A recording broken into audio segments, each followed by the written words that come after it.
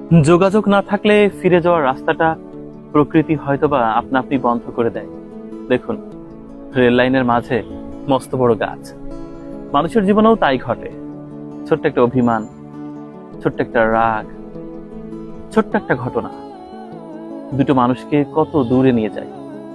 একই আকাশের নিচে বসবাস, তবু কখনো দেখা হয় না, কথা হয় না। অভিমানের বরফ কখনো গলে না।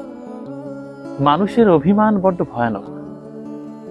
যোগাযোগ সরিয়ে ফেললে ফিরে যাওয়ার রাস্তাটা প্রকৃতি তার নিজস্ব গতিতেই বন্ধ করে দেয়, সংকুচিত করে দেয়, একসময় বিলীন করে দেয়। কেন জানেন? কারণ প্রকৃতি কখনো শূন্যস্থান পছন্দ করে না।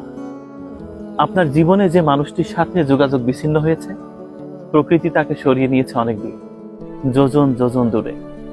কে বলবে 1938 সালে রবার্ট রাসেল কেরু এই কেরুয়ান কোম্পানিতে এই ট্রেন লাইন ধরেই তিনি এখানে এসেছিলেন।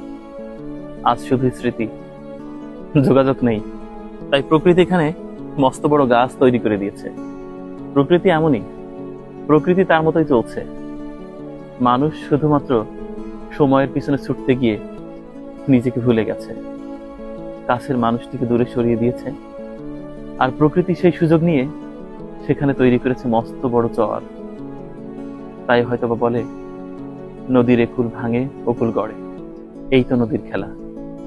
নদীর সাথে মানুষের জীবনের খুব মিল। প্রকৃতি কখনো শূন্যস্থান রাখে না। আপনি রাখলেও প্রকৃতি সেটাকে ভরিয়ে দেয়। যার সাথে যোগাযোগ বিচ্ছিন্ন হবে, প্রকৃতি তাকে আপনার থেকে অনেক দূরে নিয়ে যাবে। কখনো আর দেখাই হবে না।